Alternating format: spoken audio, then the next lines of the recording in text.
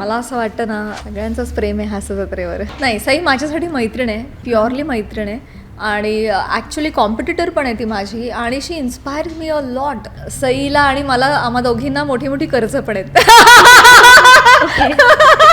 मी हे सांगू इच्छिते आत्ता या घडीला, व्हेरी युनिक पॉईंट. मटाचा TRP आपण हाय करून टाकूया. लोकांना असं वाटतं की मी खूप फरसाण खाते.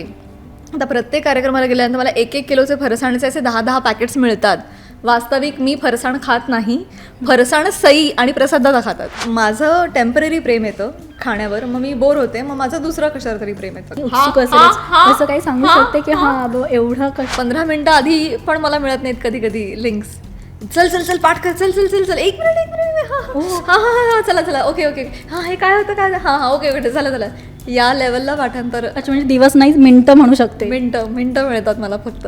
तुमच्या टेन्शनवरची मात्रा महाराष्ट्राची हास्य जत्रा हे मी झोपेतून, मला असं तुमच्या टेन्शनवरची मात्रा महाराष्ट्र हे मी झोपेत बोलेन ना आता.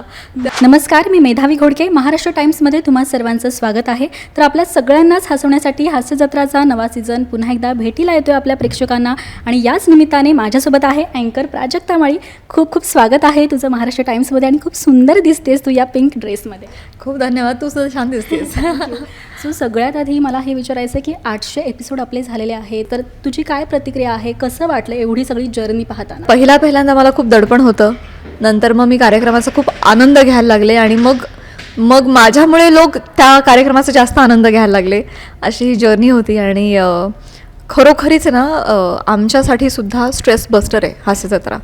या सेटवर जेव्हा असतो हसून हसून पोट दुखतं, गाल दुखतं, डोकं दुखतं, इतकं हसायला मिळतं आणि जे इतकं रेअर झालं आहे आत्ताच्या आयुष्यामध्ये. आणि त्यामुळेच नो वंडर सगळेजण रात्री झोपताना जत्रा बघितल्याशिवाय झोपायचं नाही, कारण हसत हसत झोपायचं आहे. इतकं स्ट्रेसफुल आयुष्य आहे की अशा पद्धतीचा कार्यक्रम इज अ नीड राईट नाव.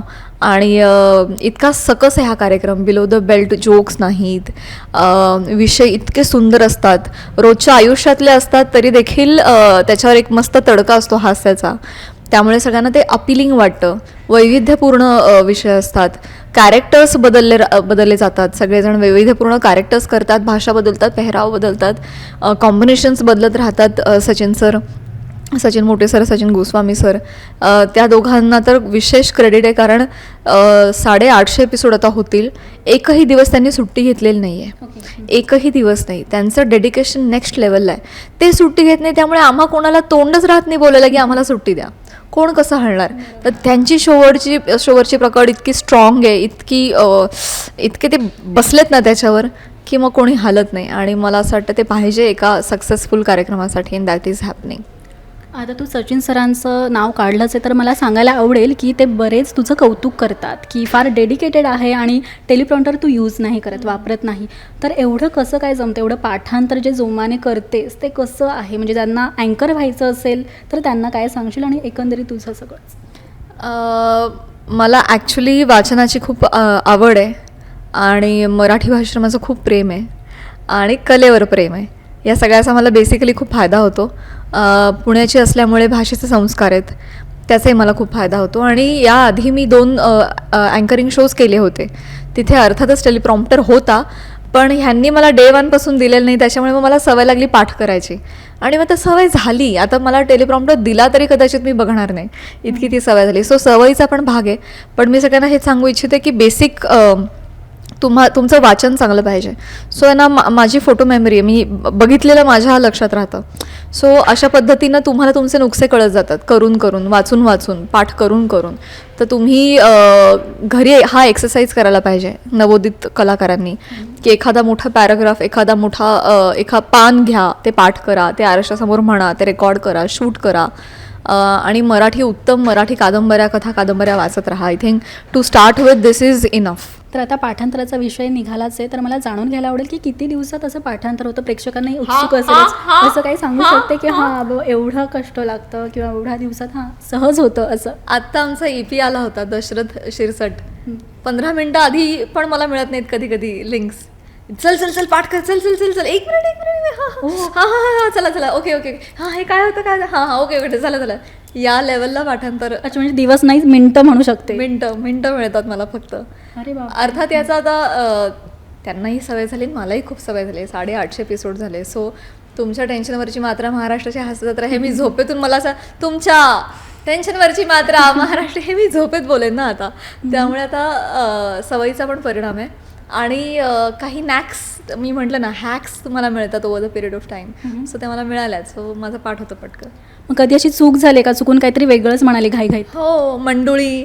मला अजय अतुल दादा आहेत ना, ते मला दोघंही हाक मारताना ए मंडुळी इकडे ये कारण मंडुळी वॉज माय फंबल जेव्हा ते आले होते. कालच मी अजून काहीतरी वेगळा फंबल मारला मंडळीलाच, मंडई का काहीतरी म्हणाले. सो असे फंबल्स होतात पण मग रिटेक होतात, दॅट्स फाईन. ओके. आणि परदेशात सुद्धा आपले शो झालेले आहेत, तर तिथला एक्सपिरियन्स कसा होता तुझा? तू काही 1-2 गेली होतीस त्या प्रोग्रामला? ऑस्ट्रेलियाला गेले होते, सिंगापूरला गेले होते आणि मी म्हणेन भारतापेक्षा जास्त प्रेम आम्हाला अनुभवायला मिळालं. का तर तिकडे भारतीय कमी असतात. तिकडे मूळतः कोणीतरी भारतीय आला ह्याचा आनंद असतो. त्यात आपले आवडते कलाकार आले आणि आपल्यासाठी कार्यक्रम घेऊन आले, ह्याचा आनंद इतका मोठा असतो त्यांना. तर मला खूप ओव्हरवेल्मिंग होतं सगळंच. आणि परदेशामध्ये परफॉर्म करण्याचा पण एक काय म्हणायचं, ती पण एनर्जी वाईब फार वेगळी असते की जिथे अवतीभोवती सगळेच इंग्लिश वगैरे वेगवेगळ्या भाषा बोलतात आणि तिथे आपण मराठी बोलतो आहे. हा जो एक हे जे एक फिलिंग आहे ना, ते फार भारी होतं, मजा आली. ओके. आणि आता सेटवर कोणी असा कलाकार असेल जो आला नाही तर तुला करमत नाही किंवा खास आहे असं कोणाचं नाव सांगू शकते का? समीर दादा. समीर दादा नाही आलं तर अरे दादा नाही आहे असं होतं.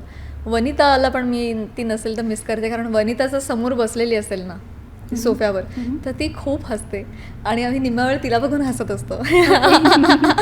सो वनिता नसेल तर अर्थात हास्यरसिक दोघंही नसतील, प्रसाददा नसतील तरी सुद्धा मिसिंग वाटतं, कारण त्यांचा एक जे आहे ना असं मिश्किल टिप्पणी जी असते तसे त्यांच्या इतकं कोणी चांगलं खेचू शकत नाही. ही क्वालिटी आहे त्यांची. तर आणि सईचा एक रोखठोकपणा आहे की ती ब्लंटली जे बोलते ना ते पण मग काही जण थोडंसं दुसऱ्याला वाईट वाटू नये बाबा असं जे थोडं बोलतात पण तसं तिचं नाही आहे, तर ते पण मिस करायला होतं. या सईवरून मला एक आठवलं की सई फार प्रेमळ आहे आणि एकंदरीत सगळ्यांची एक मया किंवा आईसारखी अशी ट्रीट करते, तर तसं तुझाही काही इन्सिडेंट आहे का तिच्यासोबत? नाही, सई माझ्यासाठी मैत्रीण आहे, प्युअरली मैत्रीण आहे आणि ॲक्च्युली कॉम्पिटिटर पण आहे ती माझी आणि शी इन्स्पायर्स मी अ लॉट कारण ती इतकी मेहनती, इतकी पॅशनेट आहे आणि तिच्याकडे बघून मला कळतं प्रोफेशनलिझम म्हणजे काय. इतकी ती प्रोफेशनल आहे. ॲट द सेम टाईम ती सांगते आजचा कॉस्ट्यूम बरा नाही आहे, तू हे नव्हतं करायला पाहिजे, अरे तू हे का नाही करत, तू फोटो का नाही नीट काढत आहेस, नीट पोज दे. सो ती तुम्हाला गाईड करते, ती तुम्हाला हेल्प करते, ती तुम्हाला इन्स्पायर करते. सो मी खूप इन्स्पायर होते तिच्याकडून. माझ्या माहितीत असं आहे की तुम्ही दोघीसुद्धा तुमचा जो टाईम आहे म्हणजे सांगितलं असेल की या दिवशी एपिसोड आहे आणि तुम्हाला यायचंच आहे तर तुम्ही येता आणि तुमचं फार त्यावर प्रेम आहे हास्य जत्रेच्या प्रोग्रामवर. तर असं काय नेमकं काय यामागचं गुपित आहे? एक मिनिट, पण चहा आता हातात घेऊन मी बोलू शकते का? नक्की ना. हां. सो फिरवलंस का? मला असं वाटतं ना काय नाही धर सगळ्यांचंच प्रेम आहे हास्य जत्रेवर आणि सगळेजण मुळात हसायला येतात तिथे. आणि सईला आणि मला आम्हा दोघींना मोठी मोठी कर्ज पण आहेत. त्यामुळे हे गुपित. त्यामुळे आम्ही तर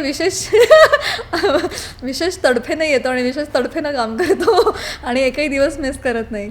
तिला तिच्या घराचं कर्ज आहे, मला माझ्या फार्म हाऊसचं कर्ज आहे. हे गुपित आपण म्हणू शकतो. Truth beneath.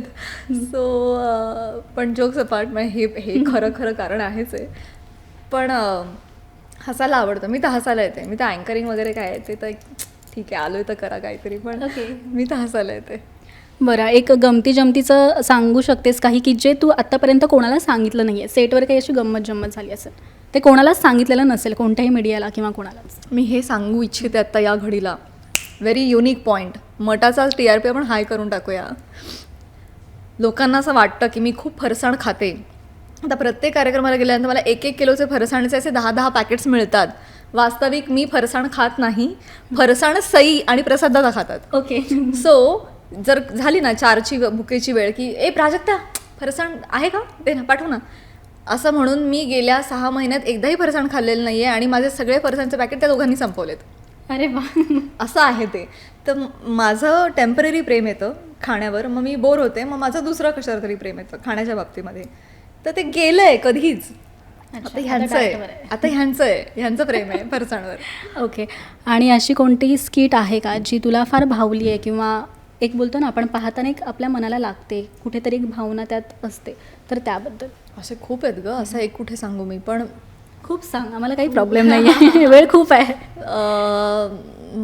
एक ऑपेरा सॉर्ट ऑफ केलं होतं, एक भूताटकीचं स्किट होतं, नमा होती त्याच्यामध्ये, आणि ती फार भारी गायलेली, आणि तो जो माहोल लाईट्सनी वगैरे इफेक्ट्स जे दिले होते ना ते अप्रतिम होते. आय थिंक ते समीर दादाचं चार्ली चॅपलिनचं जे झालं होतं स्किट, ते एक जादूगराचं झालं होतं.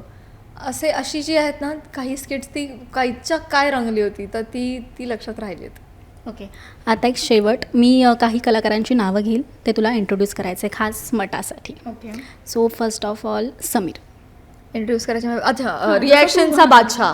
नाही तसं नाही, जसं तू स्टेजवरती इंट्रोड्यूस करते त्यांना तसं. हास्य महारथी समीर चौगुले. शिवाली. कल्याणची चुलबुली शिवाली परब. प्रियदर्शनी. पुण्याची विनम्र अभिनेत्री प्रियदर्शनी. ओमकार. दादरचा अमोल पालेकर ओंकार राऊत.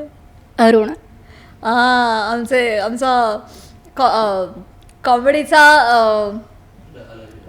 कॉमेडीचा अलग रिदम अरुण कदम. ओके. आणि अजून एक कोणतरी अशी खास व्यक्ती सेटवरची की जिच्यासोबत खूप जुळतं, करमतही नाही आणि कधी कधी वादही होतात, असं कोणी?